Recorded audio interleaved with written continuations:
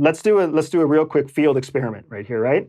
Do me a favor, Jonathan, push your glasses up a little higher on your nose just so that we can see your eyes. Perfect. Now, M, can you see Jonathan? Yes. Okay, your job is to watch his face and make observations that you can describe physically. Don't tell me about observations about what you feel. Only tell me objective observations about what you see, okay? Turning off my feelings. Perfect. Jonathan, I need you to relax because you're already preparing yourself for an exercise. I was like leaning forward a lot. Okay, I'm sitting back. Go ahead. Okay, I'm going to ask you, the first question I ask you, I just want you to answer honestly. I'm really good at this also. I just want to give you a heads up because I grew up in a very emotionally volatile home. And I grew up tracking. I grew up like super hypervigilant. I can pick up like if someone's uncomfortable about something that like they don't want to talk about, I know it from like 50 yards away. So I think I'm going to be very good at this game. Perfect. Okay, so your job is to watch Jonathan. Jonathan's job is to be Jonathan, relax. I'm going to ask you a question. It's going to be an emotional question. And your job is just to tell the truth. All right? What was it like when you met your wife for the first time? I have to think about when... what? I'm really thinking. Stop right there. I don't need any more. We've got everything we need. So what happened? Yeah, I'm so curious. Tell me what you saw, Em. Okay, so what I saw is I saw a miniature like record scratch in his eyes. I saw his eyes kind of like they didn't freeze, but it was like everything stopped, and I could see like the cog, like the wheels start turning. That's your emotions. What did his eyes do? Tell me what they did. Yeah, it looked like they tracked a little bit down and then they stopped. So you may not be as good at this as you think you are. But luckily we have a replay. So production team, play the replay. What you actually see is Jonathan's eyes move up and to his left. Oh. Now, Jonathan's Canadian. Primary language is English, correct, Jonathan? Yeah. So that means that he reads from left to right. So what you just saw him do is he referenced chronology in his memory, trying to find when did I even meet my wife? Mm-hmm. Trying to find the memory. And then you could also see his forehead remained flat. He didn't furrow his eyebrows with confusion or effort. He just looked up to try to find the memory, and then he couldn't resist smiling. Mm-hmm. He couldn't resist it.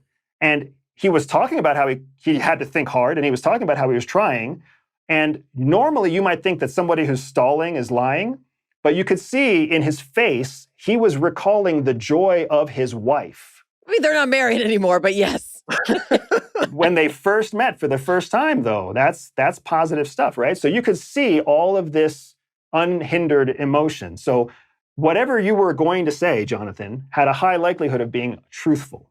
I mean, this is the most fascinating little exercise I think we've maybe ever done on this podcast. And I've watched a lot of your content. I don't know if you've done this before. I haven't seen it. I'm fascinated also by tracking of eye movements, the notion of looking up and to the left as a way to find a memory is fascinating. There's a lot of neurological and neuromuscular research that actually you can use eye movement to reset body patterns. And so to think about tracking that as it relates to how people are thinking is really interesting to me.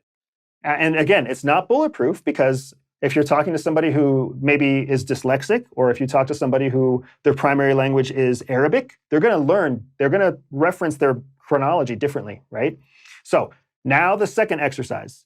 Jonathan, you have to relax, but your job is to lie. Your job is to lie, right? And M, your job is to observe the observables, always knowing that we have the replay in case you don't see something exactly right, okay?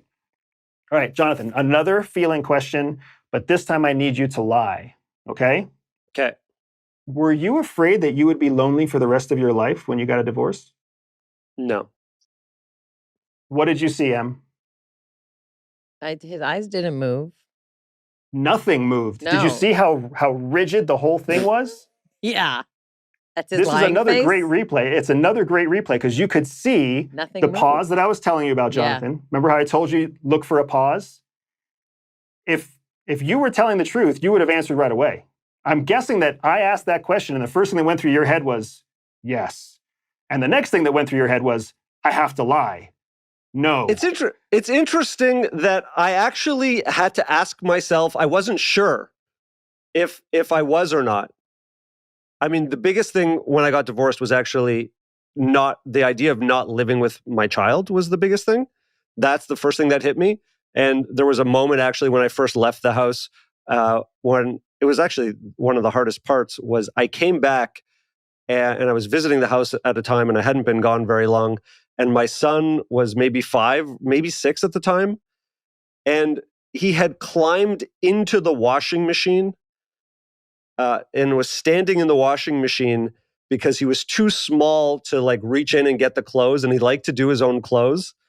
And he was in his underwear and nothing else. And he was standing in the washing machine and like really proud of himself as he was pulling the wet clothes out and throwing them into the dryer.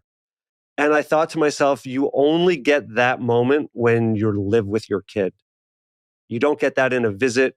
You don't get that any other time than when there's just unstructured moments. And I remember like that's what was sort of the forefront. Like my notion of like what's going to happen to me in relationships was like so far out of my consciousness that like when you asked me that question, I had to sort of travel back, but also I knew I was supposed to lie. So I wanted to answer quickly.